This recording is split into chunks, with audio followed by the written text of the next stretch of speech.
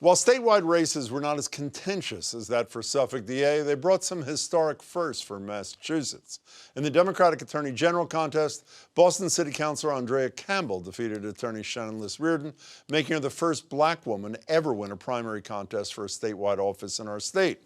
And Kim Driscoll's win in the Lieutenant Governor primary means she and Maura Healey, who was the last candidate standing for governor on the Democrat side, could become the first all-woman top two in Massachusetts history. Of course, the winners on the Republican side, that's Jeff Deal and Leah Cole Allen, will be aiming to put that piece on hold. They took round one, but can a Trump-endorsing candidate for governor win in Massachusetts? We'll get to that with a piece of the discussion Marjorie Egan and I had with the Republican nominee earlier today. But first, I'm joined by Boston Globe columnist Joan and Yawu Miller. He's senior editor of the Bay State Banner. It's good to see you both. Thanks for being here. Good to be here.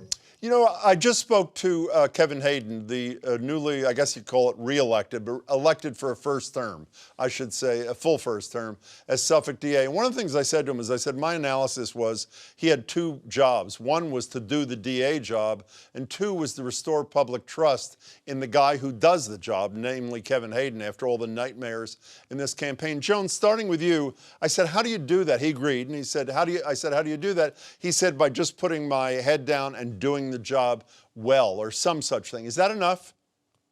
Well, I think he is going to have to do a little bit more than that. I think that whole story that the Globe disclosed about how he handled the that case involving transit police is still kind of hanging out there.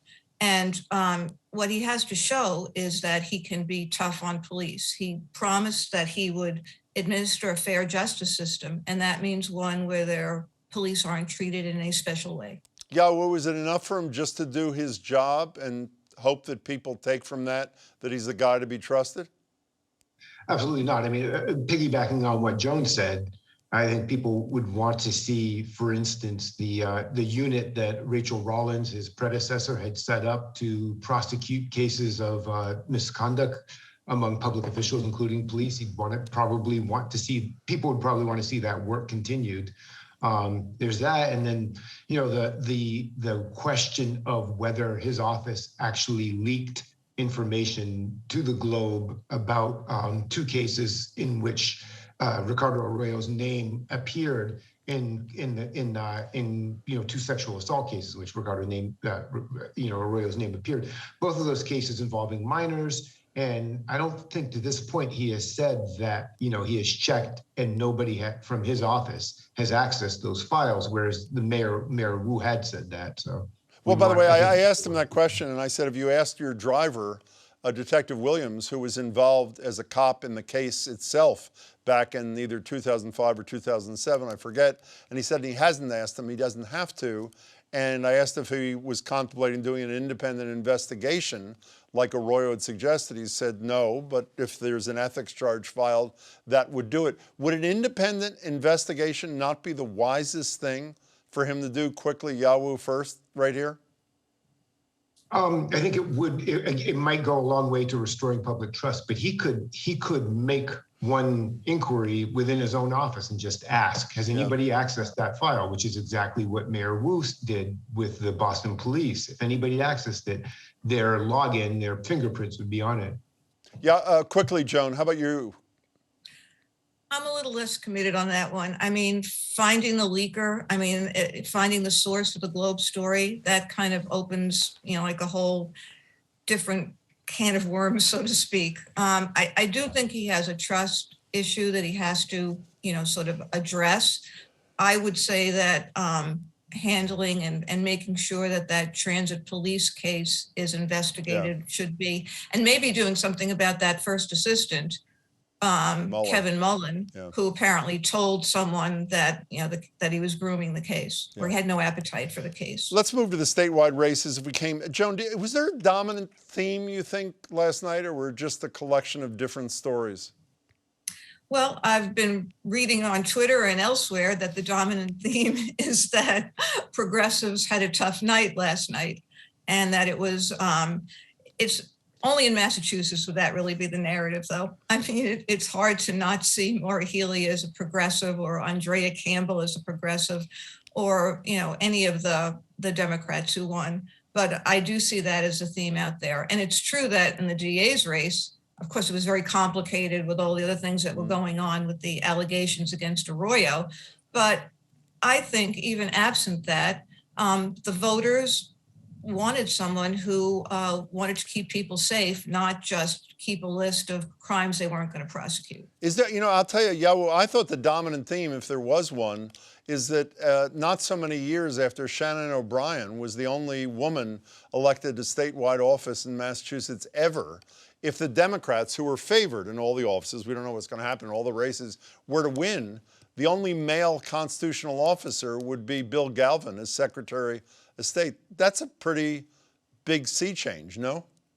Absolutely. And Andrea Campbell would be the first Black woman, first woman of color ever, nominated and ever elected statewide, which is, really a huge change for Massachusetts. I think a real sign of progress for the state. So, I think there is a big, there are big victories at the state level. It is, I think the progressives feel particularly battered inside of Boston, but statewide, I think it's a different picture. I want to get back to the progressive issue in a second and stay on the Attorney General thing. Joan, I have to say, one of the things I loved about one of your columns recently is I'm sitting with Marjorie Egan saying, why do you think that Michelle Wu and Senator Warren not only failed to endorse that woman who would be the first Black woman statewide office holder in Massachusetts, but are relentlessly campaigning for her opponent? And then you answered the question, what, and by the way, they're not only doing what I just said, they're also campaigning against the choice of the woman who they want to be the governor of Massachusetts, Maura Healey, who is a big Andrea Campbell fan. What was your analysis as to why they made that choice? That was one of the most fun columns I've ever written. I mean, I enjoy doing it. And it was kind of like, to get back to the theme of women, remember that old song, It's Raining Men, Hallelujah? Oh, yeah. I mean, it's raining women, hallelujah. And in that case, all the players were women.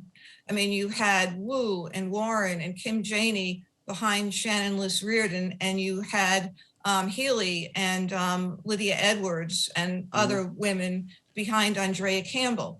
And there was kind of a petty revenge motive, I think, going on. Campbell had run against Wu for mayor. She didn't endorse Wu when Wu was one of the two finalists.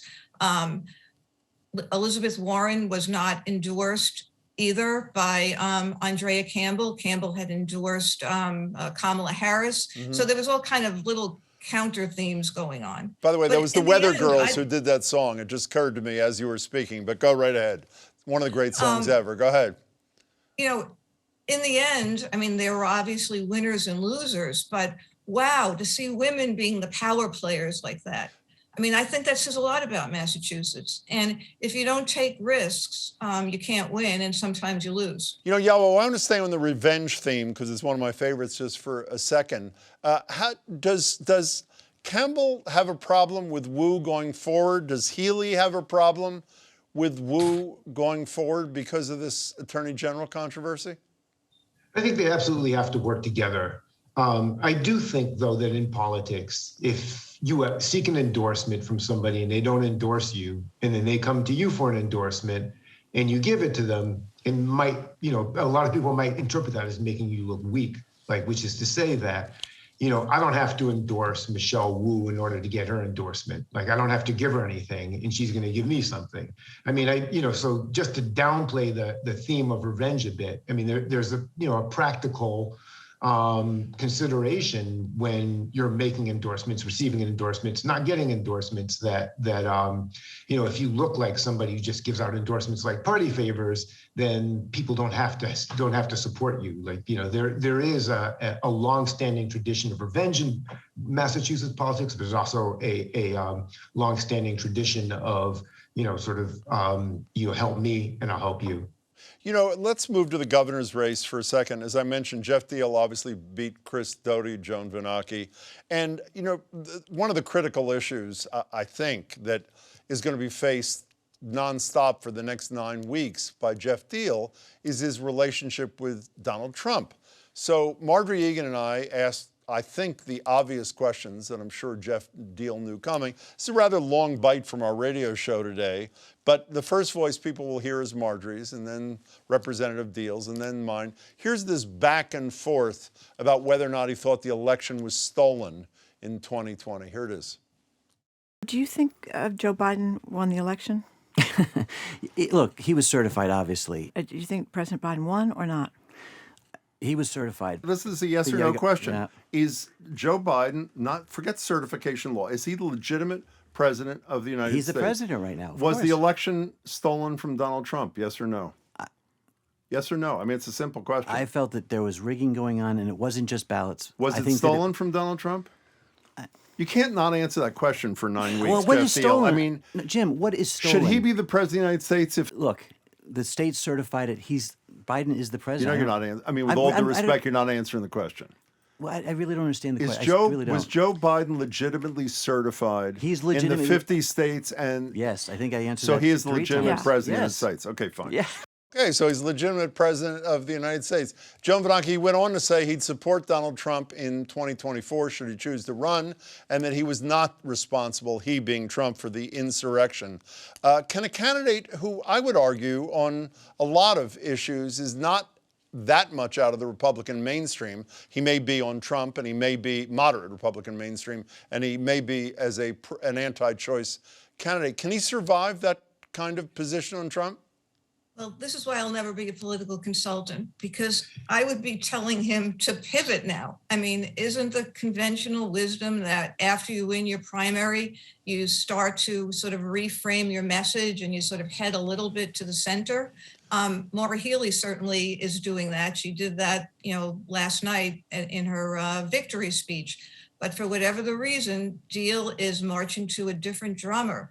And to me, that drummer is taking him over a cliff, but maybe he knows something we don't know. Well, Yawu, I tend to agree with Joan, but on the flip side, this state has a history of liking some balance in government, with the legislature virtually unanimously Democratic. I mean, almost no Republican seats.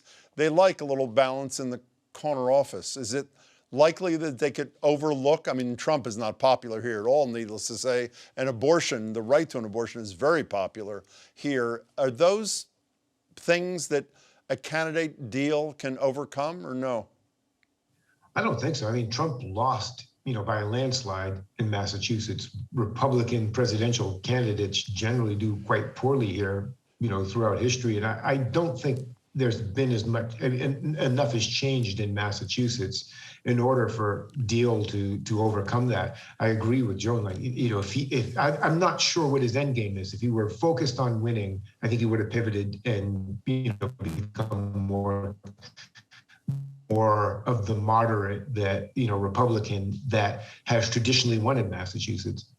Speaking of moderate, and speaking of what you said at the top of the show, Joan, about some progressives being unhappy with the Democratic slate, you mentioned that there were a couple of things that Maura Healey said last night that may have caused that feeling. Here are two that I think most of us identified. Here's Maura Healey during her victory speech last night. Governor Baker has led with respect and worked with both parties. He's refused to engage in the politics of division and destruction that we've seen across this country. I thank him for that and for his service to this state. The people voted recently to give everyone in the state tax relief if the state had excess revenue. And it looks like we do. So the people should get that money back as soon as possible. And without giving people a headache, a lot of progressives think that tax cap from 1986, instead of giving the $3 billion back in a fairly inequitable way to the taxpayers, should be invested in services that matter, or at least returned in a more equitable way. That's the kind of pivoting that you were talking about that Democrats and Republicans generally do, but you suggest that Deal did not, no? Absolutely. I mean, Maura Healey knows that Charlie Baker's favorability right now is 73%. People of Massachusetts like him. They like the way he governed. They like what he stands for. And tax relief is one of those things. And it's true, we've got all this money. There's a law. And if you don't like the law, repeal it. I mean, that's That's what I would say. You know, we only have a couple of seconds left here. Well, I'll quote from Joan Vennochi for Joan Vennochi. She wrote a column about the Massachusetts miracle being Charlie Baker at 73% after a woman had to jump into the Mystic to escape a fire on the Orange Line, mentioned deadly bureaucratic screw-ups at the RMV, DCF, the Holyoke Soldiers Home. Are you surprised that at the end of his second term after that, this governor's essentially loved by the people of Massachusetts? Are you asking me? No, I read you. I said what you said. I'm asking Yawu. I mean, it doesn't square with my own sense, but I think Joan Vennochi nailed it when she said he's tall. I think that's what voters like. But he's very, you know, I think that was the last line, but he's very tall from a column a few years back. Hey, Yawu, I'm very tall, and you should read my text and email. You wouldn't feel the same way. Hey, Joan Vennochi and Yawu Miller, I really appreciate your time. Thanks so much. Thanks for having me. Thank you. I should note 2 Democratic contested races we didn't mention. Bill Galvin wins for Secretary of State, and Senator Diana DiZoglio is the nominee for Auditor.